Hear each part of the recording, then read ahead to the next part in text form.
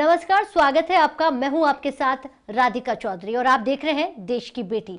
बेटियां देश भर में अपना नाम कर रही हैं और अपने नाम से दुनिया भर में परचम लहरा रही हैं। लेकिन यकीनन यूं ही बेटियों का नाम नहीं होता, उसके पीछे संघर्ष की कहानी जुड़ी होती है। हमारी बेटियां नहीं जाने कितनी कठिनाइयों से आगे बढ़ती हैं, लेकिन लोग सिर्फ उतना ही जानते हैं जितना हमारी बेटियां सामने दिखाती हैं।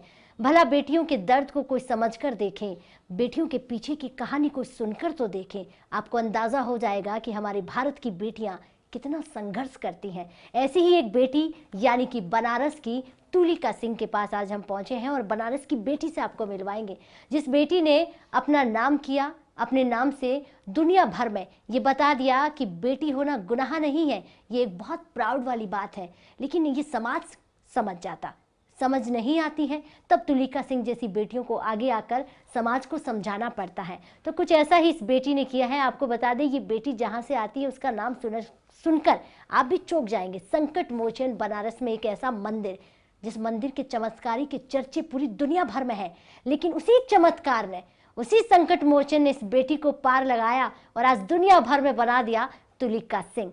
Tulika Singh as a counsellor हैं। आपको बता दें कि बिजनेस वुमन कह सकते हैं, और उसी के साथ साथ इस बेटी ने ऐसे ऐसे काम किए हैं कि दुनिया भर की बेटियां आज इस बेटी को सुनती हैं, समझती हैं। सीधे मिलते हैं और आपको भी मिलवाते हैं। बहुत बहुत स्वागत है तुलिका जी, नमस्कार। नमस्ते। आपके नाम में इतनी सारी चीजें छुपी हुई हैं, लेकिन जब समझ में आता है कि तुलिका सिंह तो नहीं थी। आज जो इतनी मुस्कुरा रही है, जितना वो दुनिया भर को समझा रही है, उसके पीछे भी बहुत बड़ी कहानी रही है। तुलिका जी, आप एक बनारस में उस जगह से आती हैं जहां बेटियों को बाहर निकलना एक बहुत बड़ा गुनाह माना जाता था। परिवार में अगर पिता सपोर्ट कर रहा है तो ठीक है, लेकिन वह समाज की बड़ी भूमिका होती है। अगर समाज कह रहा है तो कहीं ना कहीं पिता भी सोचने पर मजबूर हो जाता है। ये सच है? तो कैसे यहाँ तक पहुंची आप? देखिए, मैं आपको आपने एक बहुत बड़ी बात बोली कि पिता अगर सपोर्ट कर रहा हो, फिर भी समाज को देख करके पिता को भी सोचना पड़ जाता है। तो मैं शुरुआत करूंगी। मेरा नाम तुलिका मेरी माँ ने रखा था, और मुझे स्कूल में चिढ़ाते थे कि तुम्हारा नाम पेंटिंग ब्रश है, कूंची है। एंड आई वाज लाइक कि मैं परेशान होती थी। तो मैंने अपनी माँ से पूछा, वो डॉक्टरेट है हिंदी में PHU से, आपने मेरा नाम तुलिका क्यों रखा जी? उनका जो जवाब था वो आज तक मुझे और ज़्यादा डिटरमाइन करता है आगे बढ़ने के लिए। उन्होंने कहा, मेरे सपनों का एक कैनवास है जिसमें तुम्हें रंग भरना है। जो मैंने बस आउटलाइन बना रखा है, इसमें तुम्हें रंग भरना है। अब ये तुम्हारी मर्जी है, तुम रंग भरना चाहती हो या अपने नाम को बदलना चाहती हो। वो बात मुझे बहुत ज़्यादा ट्रिगर की। ग्रेजुअली जिस समाज से मैं बिलोंगिंग करती हूँ, वहाँ पे पढ़ाई का मतलब इतना है कि पढ़ा लिखा दो, शादी कर दो, पढ़ा लिखा दो, शादी कर दो। लेकिन मेरे पिताजी का थॉट था कि लड़का एक बार ना पढ़े, लड़की का पढ़ना बहुत जरूरी है, और उससे भी ज्यादा जरूरी है अपने पैरों पे खड़ा होना, फिर वो कोई भी काम हो। लेकिन ये लाइन बोलना जितना आसान है, करना उतना ही मुश्किल था। मेरी चॉइस लड़कियों की तरह नहीं थी, आम लड़कियों से बिल्कुल अलग थी। और वो मैं बचपन से, आप कह सकते हो अब तो मैं यूज्ड हो गई हूँ, मैं ट्रिगर होती रहती थी। कभी बॉडी शेमिंग, कभी ऐसे क्यों चल रही हो, कभी लड़कों जैसे बोल क्यों रहे हो, क्योंकि मेरे शौक ही अलग थे। और वो उस वजह से मैं उन लड़कियों में जल नहीं कर पाती थी जिन लड़कियों के बीच में मैं भी पली बढ़ी थी। अच्छा, मतलब स्टार्टिंग में जिस तरह आप कह रही हैं कि आप एक बॉयज की तरह, हाँ, मैं रहती तो लड़कियों की तरह थी, लेकिन जो मेरी सोच थी वो टिपिकल लड़कों वाली सोच थी। और मैं बहुत विद्रोही स्वभाव की थी। अगर मुझे कोई चीज पसंद आ रही है तो उसके पीछे लॉजिक होना चाहिए, नहीं आ रही है तो मतलब गलत है, उसके आप मुझे कन्विंस कीजिए, मैं मान लूंगी। लेकिन ये सब के बीच मेरे पिताजी भी तो उसी सोसाइटी से बिलोंग करते हैं, उनकी अपब्रिंगिंग भी तो वहीं से हुई है।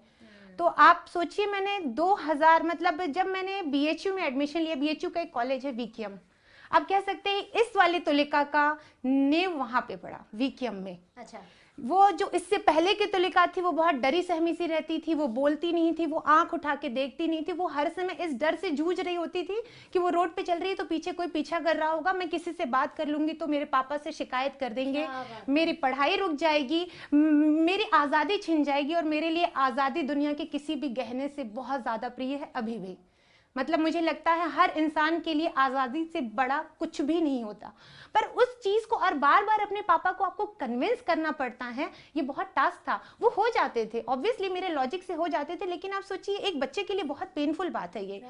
लेकिन जब मैंने ग्रेजुएशन शुरू किया तो आप कह सकते हैं इस तुलिका ने इतने रंग बिखेरे, मैंने उस दौरान अपने आप को एक्सप्लोर किया जस्ट कॉज ऑफ अच्छे टीचर्स। मुझे इतने अच्छे टीचर मिले जो आज तक उनका आशीर्वाद मुझे मिलता है। उस पूरे कॉलेज में आप कह लो मेरा दूसरा घर है। वहाँ पे तुलिका ने सब कुछ किया, थिएटर किया, डिबेट्स किए, जो दिल आया वो बोला, जैसी जिंदगी मन में आई वैसी जी उस कॉलेज के अंदर। मुझे पूरी जो ये तुलिका आप देख रहे हो वो ट्रांसफॉर्मेशन वहीं पे पहली बार शुरू हुआ। फिर मेरे अंदर पत्रकारिता का भूत सवार हुआ, इसलिए नहीं कि मैं बहुत ज्यादा इंसाइक्लोपीडिया थी, इसलिए कि मैं जिस समाज से बिलोंग करती हूँ वहां से निकलने का इससे बेहद आसान भी कह लीजिए या वाव कह लीजिए, कोई और जरिया हो ही नहीं सकता। या तो आप IAS बन जाइए, जो मैं शायद इतनी काबिल नहीं थी इसलिए मैंने उस बारे में नहीं सोचा, या तो आप जर्नलिस्ट बन जाइए। 2004 मैं यहाँ रोकना चाहूंगी। जी बताइए। उस समाज से निकलने के लिए आपने कहा कि या तो आप जर्नलिस्ट बन जाइए या फिर कुछ और बड़ा IAS हाँ। कुछ ऐसे अधिकारी बन जाइए, तो शायद आपके पंख और उड़ने के लिए काबिल हो जाए। हाँ। लेकिन इससे पहले मैं जानना चाहूँगी 2004 में जब आप इस बारे में सोच रही थी, 2004 में जब आप डिबेट शो कर रही थी, वो आवाज़ जो तुलिका की कभी निकली नहीं, लेकिन 2004 से पहले आपने कहा कि मैं जब घर से निकलती थी तो कोई आवाज़ भी दे दे तो मैं डर के नहीं बोलती कि पापा गलत ना समझ ले, लोग गलत ना समझ ले। तो ये थोड़ा मुझे समझाएंगे? आप देखिए जो बनारस से बिलोंग करते, अब तो बहुत बदलाव आ चुका है, लेकिन जिस दौर की मैं बात कर रही हूँ आपको, वो 91 से लेकर के 2000 के बीच की बात है। मैं बहुत छोटा बच्चा थी, आजकल उनको बच्चा ही बोलते हैं, बट उस टाइम मुझे लगता था मैं बहुत बड़ी हूँ। तो अगर आप हंसते बोलते भी दिख जा रहे हो तो छोटा शहर उस समय जहाँ मैं रहती हूँ, एक्चुअली मेरे फादर को बहुत सारे जानते थे, मोरलेस हर तीसरा आदमी उनको जानता है। तो वो जा करके कहना, फिर उसको मैं कन्विंस करूं, मेरे लिए बहुत पेनफुल होता था। और हर दूसरे दिन शादी का रिश्ता आता था। अच्छा। मतलब आप बिलीव कीजिए, मैं 10th पास आउट कर रही हूँ, शादी के रिश्ते आ रहे, थैंक्स टू माय पापा, उन्होंने हर बार रिफ्यूज किया, नहीं तब तक तो मैं कहीं ब्याह दी जाती। मतलब अगर वो स्ट्रॉन्ग वॉइस उनकी नहीं होती तो मैं कहीं ब्याह दी जाती। और मुझे वैसी शादियां और वैसे रिश्तों में बिल्कुल विश्वास नहीं है जहां लड़की की फोटो भेज करके आप उसको कैरेक्टर एसेसिनेशन करते हो, उसके फिगर को आप डिस्क्राइब करते हो और साथ में एक अच्छा खासा लेते भी हो। वो मुझे शुरू से पसंद नहीं था। मैं उसके बहुत ज्यादा बचपन से अगेंस्ट थी, शायद तब से अगेंस्ट हूँ जब से मुझे शादी का मतलब भी नहीं पता था। हाँ। लेकिन वो उसको बीट करना, उन चीजों से निकलना मेरे लिए, ये मेरी खुद से खुद की जिद थी। मैं नहीं चाहती थी, मेरी माँ डॉक्टरेट। आप जानती भी हैं आप जैसी कितनी बेटियां हैं जो ऐसा करना चाहती हैं? होगा वो उनकी आंखों में मैं मानती वो हूँ। दर्द और है जब जो मैं काउंसलिंग जो आपको करती हूँ, सुनती हैं तो वो उनकी, हाँ, मैं जब काउंसलिंग करती हूँ तो ऐसे किस्से आते हैं मेरे पास, मैं उनसे सिर्फ एक बात कहती हूँ, जिसने आपको पैदा किया है आप उसको प्रूफ करो, आप सिर्फ उनके लिए आंसरेबल हो। ये सोसाइटी का कोई मतलब नहीं है। आज आप फेमस हो, सारे आपके पीछे खड़े होंगे। आज आप फेमस नहीं हो, सारे बातें बनाएंगे। आपको हंसी आएगी ये सुनकर के, जब मैं दिल्ली आ गई 2004 में, तो मैं छुट्टियों में घर नहीं गई। रीजन सुनेंगी तो आप हंस देंगी। क्योंकि कोर्स खत्म करने के बाद, मास कॉम का कोर्स खत्म करने के बाद ये था कि जॉब लेके ही जाओ, ऐसे जाऊंगी तो फिर वहीं फंस जाऊंगी। ओह माय गॉड, वो कष्ट बहुत ज्यादा था, वो जिद बहुत ज्यादा थी मेरे अंदर कि मैं 1 साल तक बनारस नहीं गई। पहली जॉब ले लूंगी तभी जाऊंगी। और मेरी पहली जॉब सिर्फ 3000 रुपए की थी एज अ जर्नलिस्ट। उसके पहले बनारस में मैं वर्किंग थी, मैं कोचिंग पढ़ाती थी, कुछ कुछ करती रहती थी। मतलब मैं सेल्फ मेड आप कह लो, मैं सेल्फ मेड हूँ 98 से। मुझे ऐसे हाथ फैला के पैसे लेना मेरे लिए बहुत बड़ा टास्क है, फिर वो मेरे पिताजी ही क्यों ना हो। I don't want. मैं कम चीज़ों में गुजारा करना पसंद करती हूँ, बट अपनी आज़ादी और सेल्फ रिस्पेक्ट के साथ समझौता मुझे नहीं पसंद है किसी भी कीमत पर। वो कोई भी कीमत हो, कोई भी कॉस्ट हो, मेरे लिए मैनेजेबल नहीं है। तो मुझे ये हुआ कि बीच में जब मैं जाना चाहती थी तो मेरे थॉट प्रोसेस था कि अगर मैं ऐसे ही चली गई तो पापा तो कुछ नहीं बोलेंगे, बाकी बोलेंगे। आ गए, हो गई पढ़ाई। क्योंकि जब मैं वहां से निकल रही थी तो मेरे पापा को ये भी सुनने को मिला, लड़की को भेज रहे हो, बहुत रिस्क है, एक बार पैर आगे बढ़ जाएंगे, पीछे नहीं ला पाओगे। आप सोचिए, बहुत बड़ी बात है, एक लड़की अपने कैरेक्टर को ही संभाले घूमते रहती है, उसको लगता है सब चीज कर लो, इस पे कोई आंच ना आए। और यहाँ आए हो तो दिल्ली आ गए हो या अपने शहर को छोड़ के कहीं भी गई है अकेली लड़की, तो उसके लिए सबसे बड़ा फियर यही रहता है कि वहां कैसे सरवाइव करें, प्लस जहां से आपके बिलोंगिंग है उनकी नजरों में अपने लिए इज्जत कैसे लाओगे। कहना बहुत आसान है, अरे दिल्ली गई है ना, कुछ कर रही होंगी, किसने देखा। ये जो किसने देखा वर्ड है, ये बहुत आपको पिंच करता है। ये पिंच ना करे, ये आपको ट्रिगर ना करे, इसके लिए मैंने पहले 1 साल तक अपने घर नहीं गई। मैं यहाँ पे मैंने ठेले वाले पराठे खाए हैं, एक कमरे में अकेले रही हूँ। पिताजी के पास पैसे जितने थे उसमें सिर्फ वो उतना भेज पाते थे जितने से मैं गुजारा कर सकूँ। मेरे भाई मेरी वजह से पढ़ने नहीं गए, वो काम करते रहे क्योंकि obviously they deserve same time, पर वो भी इसमें बराबर योगदान था उनका। नहीं कर सकते थे, एक साथ हम तीनों नहीं कर सकते थे पढ़ाई। मेरे पापा की तबीयत खराब, बहुत सारी चीज़ें थी जो मैं नहीं डिस्कस करना चाहती हूँ। यहाँ आप कह सकते हैं करोड़पति से रोडपति बन चुके थे, और उस दौर में मुझे सरवाइव करना, और लड़की जबकि इतनी बड़ी है, बड़ी बहन है, शादी कर दो का प्रेशर, उस दौर में अगर आपको ये है कि नहीं मुझे जॉब करना है, तो बहुत पेनफुल था वो। यहाँ मैंने वो सारे हालात झेले। मैं समझ पा रही हूँ, मैं गई नहीं इसलिए। बातों से आपकी आंखों में जो ये तो अब मुझे मतलब मुझे प्राउड है कि मैंने किसी के लिए अपने आप को कॉम्प्रोमाइज नहीं किया। जिस तुलिका सिंह को दुनिया जानती है उसे इसे नहीं जानते आपने मुझे रुला दिया। हम नहीं चाहते थे, लेकिन यकीनन जब रियलिटी में कोई किसी बेटी को जाने तो उसकी जिंदगी में बहुत दर्द होते हैं। मैं मानती हूँ ये सिर्फ मेरी कहानी नहीं है, मैं मानती हूँ हर दूसरी लड़की को प्रूफ करना पड़ता है। यही तो आज मैं यही जानना चाहती हूँ कि हमारी बेटियों को हर दूसरे दिन प्रूफ क्यों करना पड़ता है। बस घर वालों की नजर में उठना है, समाज की नजर में उठना है, और कुछ करके भी दिखाना है। अरे तो वो अपना बचपन कब जिएगी, वो कब कहाँ जिद करेगी। देखिए जो जी रहे हैं वो उन्हीं सराउंडिंग में हमेशा क्रिटिसाइज होते रहते हैं। फ्रेंकली स्पीकिंग ऐसा नहीं है लोग जी नहीं रहे। जो पेरेंट्स अपने बच्चे के लिए बहुत ज़्यादा हाईली पैम्पर्ड हैं, उसके कुछ प्रोज एंड कॉन्स आपको इन फ्यूचर देखने को मिलते हैं। But now I am parent, मेरा 10 साल का बेटा है, शायद बेटी भी होती तो भी मेरी यही सोच होती कि आप अपने बच्चे के साथ हर वक्त खड़े तो रहिए, लेकिन उसको हर ऑब्स्टिकल से लड़ने की क्षमता दीजिए, और इतना बिलीव दीजिए कि कल के दिन अगर मैं बाहर कुछ गलत करके आऊं तो सबसे पहले ये कुवत रखूं कि माँ बाप को कन्विंस नहीं करना, बताओ कि मैं ये गलती करके आया हूं, अब बताओ मैं क्या करूं, हो गई गलती अब तो।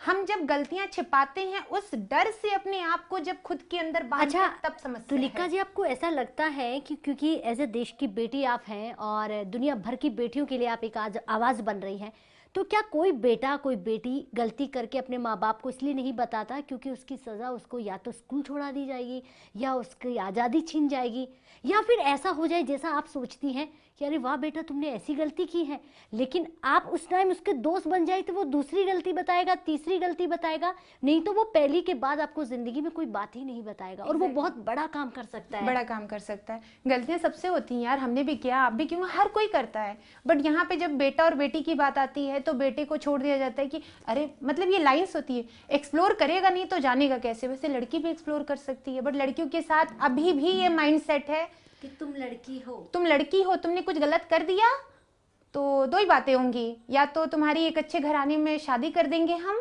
और या तो फिर हम तुम्हें घर बिठा देंगे, और या तो लड़की थोड़ी विद्रोही स्वभाव की होगी तो घर छोड़ के भाग जाएगी।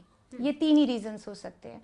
चौथा बहुत रेयर होता, और अभी वो थोड़ा अच्छा है, अब मैं उसको रेयर नहीं कहूंगी, करेक्ट करती हूँ, क्योंकि पेरेंट्स हमारी जनरेशन के हैं। Now they understand their kids की बच्चे को डील कैसे करना है, बच्चे के अंदर बिलीव कैसे पैदा करना है कि हम तुम्हारे माँ बाप भी हैं और दोस्त भी हैं, तुम्हें जो प्रॉब्लम हो पहले आके हमसे कहो, क्योंकि बाहर हर दूसरा आदमी। कभी लगता है कि हम बच्चों को सुधारने की क्लासेस लगाते हैं, बच्चों को समझाने की कि आपको लाइफ में क्या करना है, मुझे लगता है पेरेंट्स के लिए होनी चाहिए। एग्जैक्टली आपको अपने बच्चों के साथ कैसे रहना है ये सीखिए। मैं आपको एक वाक्य बता रही हूँ, सिर्फ बच्चों की बात करी है आपने, तो मेरे बेटे ने एक दिन स्कूल से आकर के बोला, मैं और मेरी फ्रेंड एक साथ बदमाशी कर रहे थे, टीचर क्लास में आई तो उसको तो कुछ नहीं बोला, मुझे बाहर खड़ा कर दिया। अच्छा, तो ऐसा क्यों मम्मा, जब गलती हम दोनों ने की थी तो हम दोनों को सजा मिलनी चाहिए थी, ऐसा क्यों?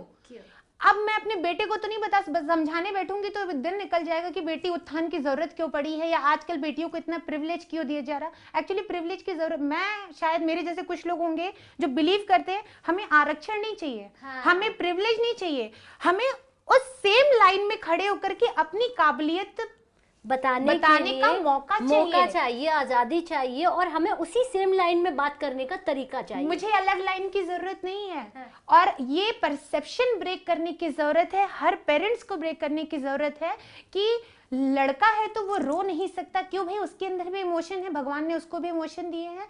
और लड़की अगर सीईओ बन गई है तो ऑब्वियसली उसने इस लाइन की बजाय इस लाइन का इस्तेमाल किया होगा, तभी बन गई है। ये जो परसेप्शन है कि लड़की काबिलियत से पहुंची है नहीं पहुंची है, आप बिलीव नहीं करते। बहुत बड़ी बात कही है, बहुत बड़ी।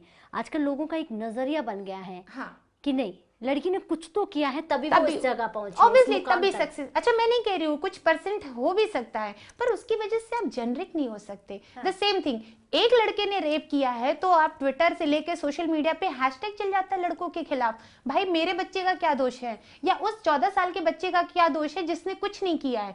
बट एज अ लड़की हमारा एक परसेप्शन बन जाता है, लड़का है पक्का ऐसा ही होगा, हम जनरलाइज कर देते हैं। एक गलती किसी ने भी की हो, हम पूरी कम्युनिटी को जनरलाइज कर देते हैं बजाय 1 to 1 बात करने के। हम बातों बातों में बहुत अलग ट्रिक पे चले गए हैं। हाँ। और मुझे लगता है कि सुनने वालों को भी बड़ा अच्छा लगा होगा कि रियलिटी में यही सच्चाई है जिसे आपको समझना होगा। तुलिका जी, ये तमाम बातों से ये समझ में आता है कि हर घर में आप जैसी एक बेटी होनी चाहिए जो अपनी आवाज़ बने, लेकिन साथ ही साथ तमाम बेटियों की आवाज़ बनकर गूंजे, और उन बेटियों को सिखाएं कि आपको दूसरी लाइन में खड़ा होने की ज़रूरत नहीं है। तो वहाँ से आप निकल जाती हैं। लेकिन उसके बाद मैं कहूँगी, क्योंकि इतनी इमोशनल से आपने बताया, आपके दर्द जो बाहर आए, तो इसका मतलब तुलिका सिंह आज जितना बोल पा रही हैं वो पहले नहीं बोल पाती थी। 2004 में अगर आप वापस जाएंगे तो मुझे मेरे अंदर जो बोलने की काबिलियत मिली है वो माँ बाप दोनों से मिली है। जरूरी है कि हर बेटी को, हर बेटे को यही समझना है कि वो इम्पोर्टेंस सिर्फ पापा और मम्मा को दे, उन दो को ही हक है, वो आपसे जाने। पेरेंट्स में तो देखिए आपके माँ बाप हैं, बाबा दादी हैं, नाना नानी हैं, मतलब कि परिवार से बढ़कर आपका कुछ नहीं है। नहीं होना चाहिए। बाकी आप अगर समाज करते रहेंगे तो आप आगे नहीं बढ़ पाएंगे। आप कहेंगे कि पड़ोसी ने कुछ कह दिया है, देश में ये मेरे लिए आवाज उठ रही है, तो फिर आप घर में बंद हो, बहुत मुश्किल वो है। आप नहीं चाहती थी, बिल्कुल नहीं। और उसके बाद जो आज आपको जितना लोग देख पा रहे हैं, जिस तरह आप काउंसलिंग करती हैं, लोगों की आवाज बनती है, यहाँ तक पहुँचने में काफ़ी बहुत मुश्किल हुई। लेकिन जैसे मैंने आपको बताया कि 2004 में जब मैं इधर आ गई तो मुझे 2005 में जाके पहली जॉब लगी मेरी। उसके बाद भी मेरा ख्वाहिश थी, आप कह सकते हो कि एक बार ना एक चैनल में जॉब करूँगी। मेरी एज जॉब मेरी प्रोडक्शन हाउस स्टार्ट हुई थी। फिर 2007 में जाकर के मैंने चैनल में जॉब किया। उसके पहले मैं जो जॉब करती थी वो दूरदर्शन के लिए किया है मैंने। कंज्यूमर फोरम पे बहुत प्रोग्राम बनाए, उन लोगों से मिली जुली हूँ, अलग अलग तरीके के काम बहुत सारे किए। लेकिन जब एज ए चैनल जॉब शुरू हुई मेरी, तो एज ए क्राइम रिपोर्टर मैंने अपना करियर स्टार्ट किया था। अब आप सोचिए कि जो लड़की को खून देख के भी ना डर सा लगता था, मतलब मुझे ब्लड देख के डर लगता था, बट मेरे अंदर का इतना उबाल और इतना क्रोध और आप कह सकते हो इतनी एनर्जी स्टोर हो चुकी थी कि फिर वो सारी ना निकलती गई प्रोफेशन में, और वो मैंने बहुत निकाला। और 2009 में मेरी शादी हुई। और आप कह लीजिए शादी के बाद कहते हैं, लोग कहते हैं आपकी लाइफ बदल जाती है, लोग कहते हैं यार जॉब छूट गई मेरी, या मेरी लाइफ अब ना बदल सी गई है, मैं वैसे सरवाइव नहीं कर सकती हूँ। मैं शायद कुछ लोगों में से होंगी जिसकी लाइफ शादी के बाद एकदम से बदल गई, और बहुत ही पॉजिटिव वे में, बहुत ही वाव तरीके से। I am not telling in the terms of only husband, obviously उनका सपोर्ट है। तो मेरी जिंदगी में 3 औरतों के बड़े मायने हैं। एक मेरी माँ, एक मेरी टीचर डॉक्टर रीता सिंह, जिनको मैं दूसरी माँ बोलती हूँ, उनसे मैंने बहुत कुछ सीखा। एक मेरी सासू माँ जो आज नहीं है, पर उनका जो वे ऑफ थिंकिंग था, जो उनका प्रोस्पेक्टिव था लाइफ के टुवर्ड्स, फैमिली के टुवर्ड्स, और सबसे ज्यादा एक औरत के टुवर्ड्स। वो संस्कृत से एमए थी उस जमाने की। आप सोचिए, वो हाउसवाइफ थी टिपिकल, लेकिन जब आप उनकी बातें सुनो तो आप या तो उनको सास की तरह ले लो तो आपको ट्रिगर करेंगे, बट आप एक वुमेन टू वुमेन टॉक में जाओ तो आपको लगेगा यार, मतलब मेरे अंदर जो ये वुमेनिज्म जो मेरे अंदर, आप कह सकते हो फेमिनिज्म मेरे अंदर थी, लेकिन उसको एक सही दिशा उन्होंने दी। और उनकी एक बात मुझे, मतलब उनकी लाइफस्टाइल से मुझे एक बात बहुत टच करती है और बहुत मोटिवेट भी करती है। 13 साल की लड़की जब ब्याह करके घर में आती है, और शादी कर, अब ऑब्वियसली बच्चे हुए, शादी हुई, 30 साल के बाद एक लड़की और घर में आती है और वो चाहती है कि जिसने अपने 30 साल जिंदगी दे दी हम उसको बदल दें। मतलब मैं काउंसलिंग करती हूँ मोस्टली सास बहू और ये सब, तो मुझे ये नहीं है कि सास गलत है या बहू गलत है, मुझे लगता है आप उसको औरत की तरह समझो। 85 ईयर ओल्ड भी औरत ही होती है, 5 साल की भी औरत ही होती है। इमोशंस को आप समझो, वो आपके दुश्मन नहीं है। बट आप ये सोचोगे कि जिस औरत ने 30 साल तक अपना घर संभाला, आप अचानक से आके बोलोगे नहीं मुझे ये अच्छा नहीं लग रहा, आज ये चेंजेस कर देते, आज किचन में ये बदल, ऐसे नहीं होता। You should be pampered with each other, you should be respect with each other. Tulika Singh, आपकी बातों से बहुत सारी बेटियां सीखेगी और खासकर वो बहुएं जो अपनी सास को लेकर हमेशा बात करती हैं। प्लीज नेगेटिव मत हो, सासू माँ सही मैं नहीं सच है। बोल रही हूँ। एक बार आप उनको औरत के पर्सपेक्टिव से देखो, आपकी जिंदगी बहुत सॉर्टेड हो जाएगी। और यकीन मानो, औरतों के कंधे इतने मजबूत होते हैं कि किसी भी मर्द को डील कर सकती है। So please don't behave like अ कमजोर टाइप औरत। तुलिका जी, इतना लंबा सफर तय किया और एक छोटी सी गलियों से निकलने का, जो मैं कहूँगी एक छोटी सी सोच जिसको नेरो हम कह सकते हैं, एक ऐसे बैकग्राउंड से जहाँ बंद होना अंदर, वहाँ से आज लोगों की आवाज़ बनने तक का सफ़र आसान नहीं है। और जितनी आवाज़ आप उठाकर बोल रही हैं बेटियों के लिए, बेटों के लिए, जो गलत है वो गलत है, इसका मतलब आपने गलत देखा है। आपने वो फील किया है।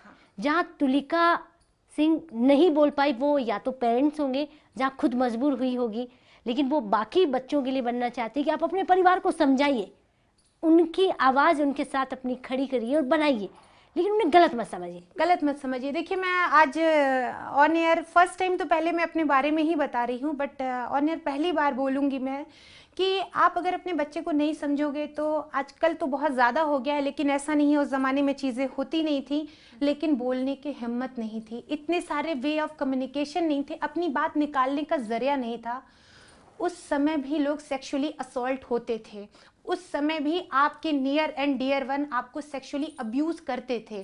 फर्क इतना सा था कि उस समय एक बहुत बड़ा परसेप्शन था, बेटा जाने दो, इज्जत।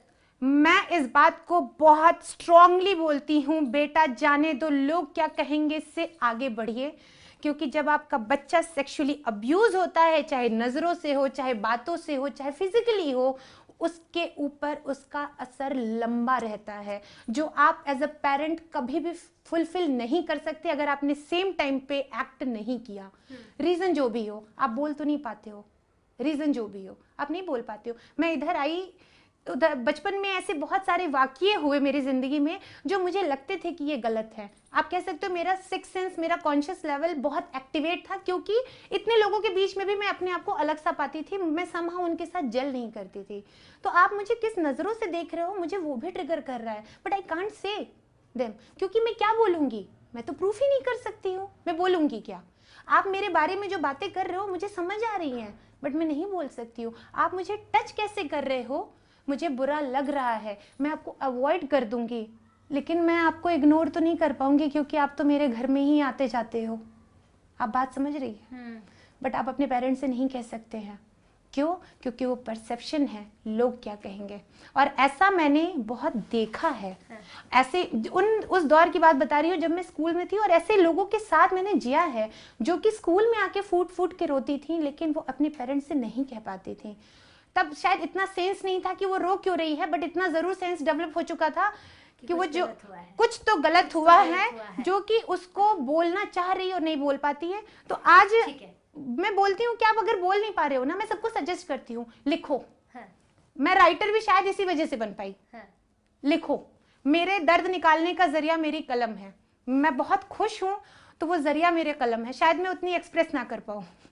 तुलिका सिंह जी, जितना मैं आपको सुन रही हूँ उतना मैं समझ पा रही हूँ कि रियलिटी में यही एक बेटी है, यही असल में एक बेटी के दर्द है, जो हर दुनिया वाले को जानना चाहिए, हर माँ बाप को समझना चाहिए, हर इंसान को समझना चाहिए, और औरत को समझना है। हम इन चीज़ों से बहुत आगे निकल गए हैं।